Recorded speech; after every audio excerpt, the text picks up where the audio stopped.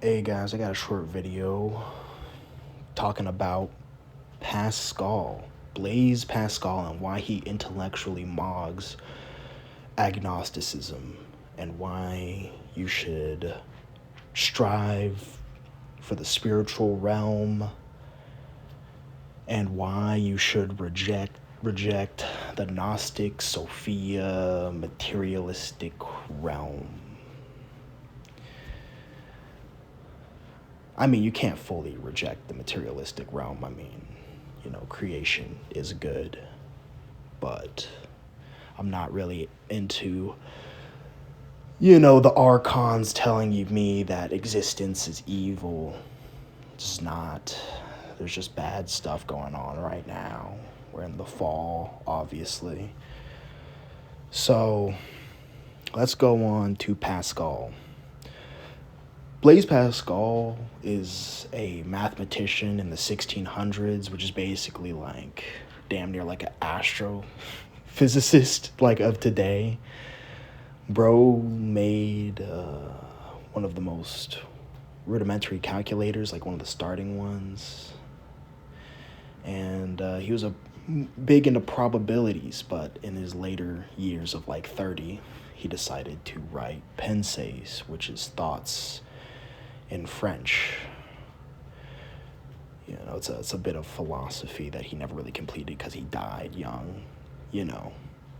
Real ones die young of, like, I don't know, what was it, like tuberculosis. But dude, speaking of like, French philosophy, like he's like in the heyday.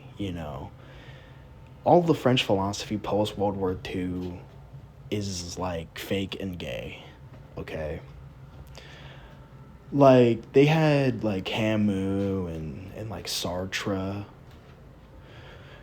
to which like I'm like they're not bad, I like them, but like their philosophy is like kind of like an extended version of life is what you make of it. And I mean it's fine, but there's just not a lot there. I don't think you can really deny the metaphysical in such an absurd, intelligent existence. But, and I feel like Camus is really only popular because he was kind of like a Chad. Like among philosophers, like, Schopenhauer, like, like, this is like a chud field. It's philosophy. Like, you're going to be, you know, probably like a misogynist, a chud, and, ugly. But that's kind of what Sartre is. I mean, Sartre had like weird relationships. I believe in physiognomy. I feel like the way he looks is because of, I'm like, just look up a picture of Sartre. He looks like a frog man, and he's not as big as Camus, I don't think. Camus was over there chasing tail and playing soccer. Sartre was looking in two directions. And don't even get me started on Foucault. I hate Foucault so much. The guy sucks. But yeah, and like even on top of that, like I don't even know why the French post World War II they're like treated like they're not, like they're kind of like a pass on like the white people like spectrum. Like because they're not like Anglosphere, they're somehow not like as oppressive as they were. Like I feel like in America, I'd be seeing like French people getting like this kind of like special treatment compared to like Anglos, and I was like, it's just fake. Like literally, like the president of France called Africans Mamadous. Like they're not like some sort of like liberal ass society of high intellect and agnosticism and and same thing with their movies too. I mean, I got friends that glaze French movies, okay, and French movies are like, I have an underage girlfriend and I'm obsessed with like some craft, and at the end someone gets killed and or eats shit. Like, that's French movies, bro. This is not like, give me Avengers, bro. Give me my slop. Okay? Give me my slop. But back on to Pascal. Damn. I don't know, tangent there. Now, Pascal kind of, well, what he's known for is his wager, Pascal's wager, to which it basically goes like, if you believe in God and he exists, then you're rewarded eternal goodness, and all the things that come with it, justice, forgiveness, and all of the beauty that comes with it. Beauty is real. There's objective truth. And if you believe in God and he doesn't exist, you basically lose nothing. I mean, you maybe gain like an hour out of your day on Sunday, but that's about it.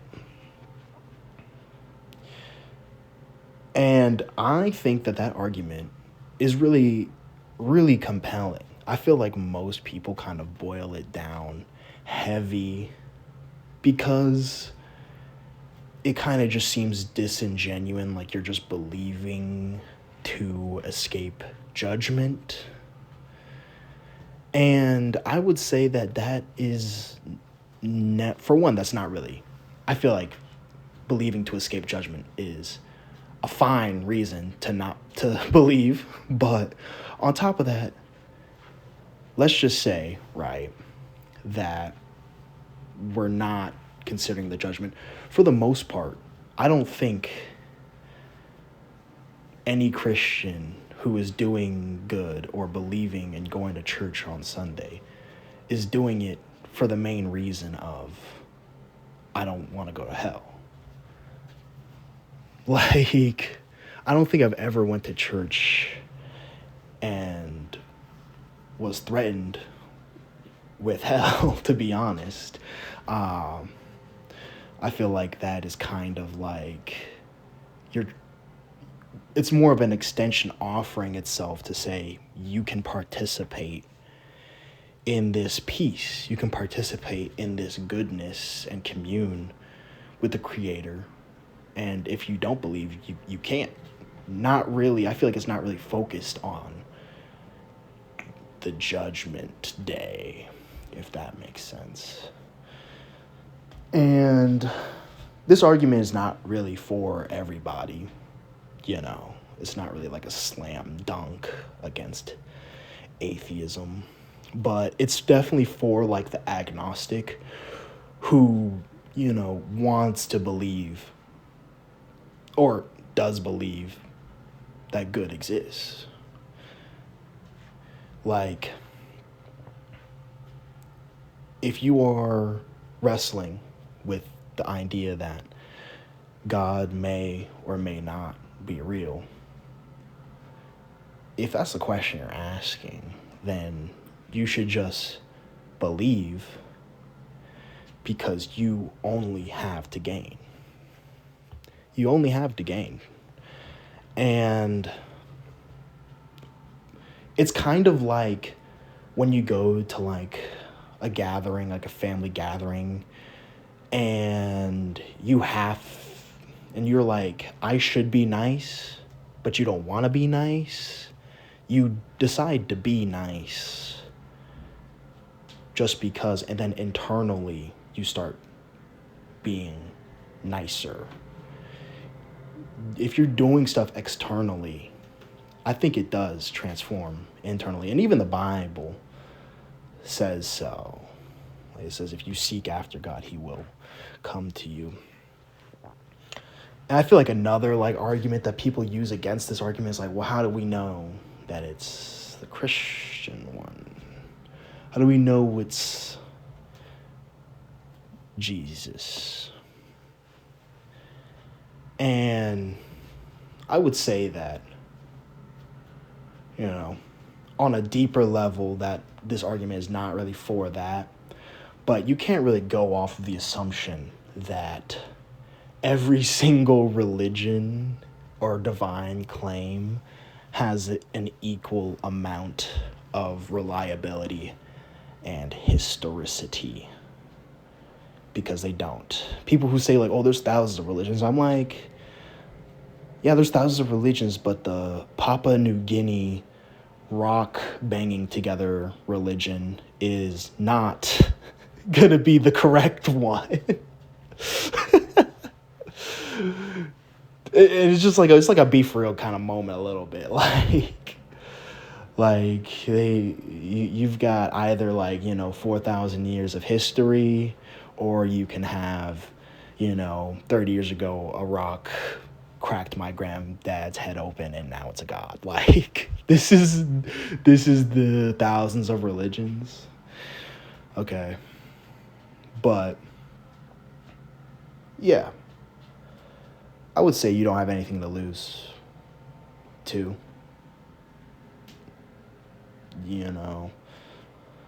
These guys say like, oh, it's so oppressive, it's so limiting. It's not really limiting. You might have like a few opinions you deem like more savory, but they're not really being limited by belief.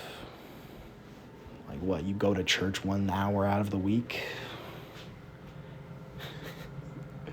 And even like pragmatically, I think most atheists, like even Dawkins nowadays, says like he prefers a Christian society. So, yeah, I would say just take a bet that love exists, that justice exists, and if you're on the fence on the possibility that this could be real, just act as though it is, and it will transform you, I guarantee. So, yeah. Second video, day after. I'm probably going to do another upload tomorrow to see what I think about. But, yeah, here's my rambles. There you go. Thanks, guys.